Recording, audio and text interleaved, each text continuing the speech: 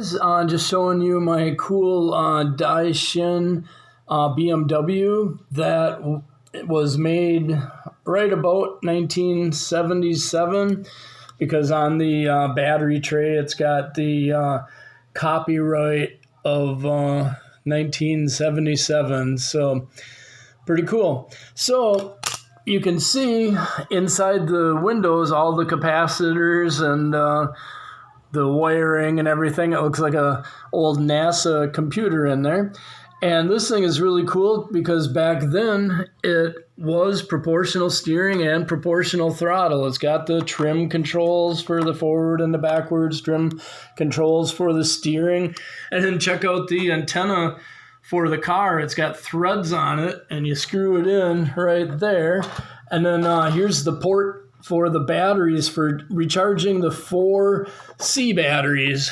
Right down the middle is 4C batteries. I got some oil soaking on the terminals. They're a little bit rusty when I got it, but it works. And then 2 AA's over here, and then 2 more over there for running the radio. And it's got the whole instructions here, how this charging port here will only do the 4C batteries because that's for the motor, and then the other ones are for the radio thing. So I'll have a run video, and it's got the speaker up here, and it has a different sound when you're going in reverse than forwards, and it's got the idling sound, and then the faster you go, the more the engine revs up. So for back in 77, this thing was really advanced and really cool, and it's made in Japan. So yeah, quite the little car.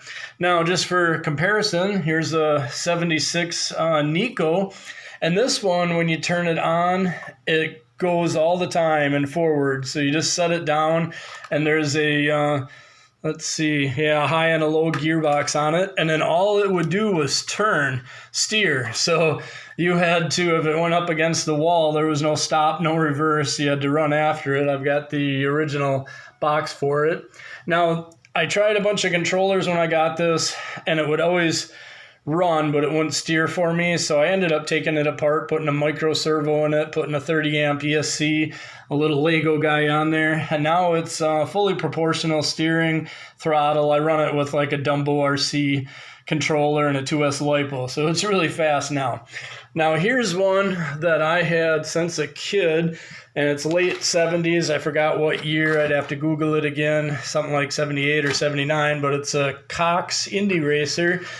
Nitro motor, same thing, had just one gear. You could engage it, and it always went forward, and then all you had was steering. And this still, the steering and everything still works. I put some batteries in it a little while ago, and it still works. I don't have, I'm in the Philippines. I don't have a glow head for this or anything to run it, but yeah, that was one of those, just one speed.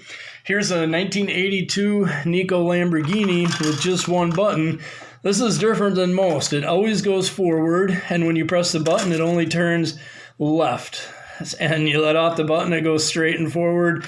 Turn it, so it doesn't turn in reverse like most of them do. So that was pretty primitive in 82. This one's 1984 Nikko, but it's not proportional. It's got a gearbox in the back, high and low, and the steering is just the electromagnet all the way one way, all the way the other, but at least it does have stop and it has reverse. And then little comparison, these are my oldest hobby grades. They're both 1983 was when they were released, the Tamiya Frogs.